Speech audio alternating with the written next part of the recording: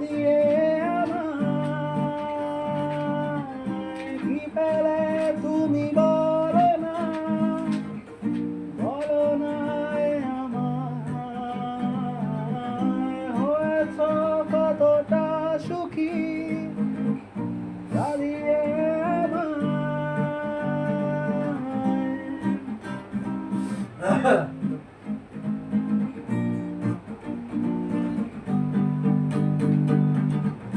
মনে কি পড়ে না তোমার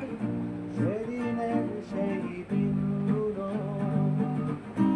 আছো কি তুমি ভুলে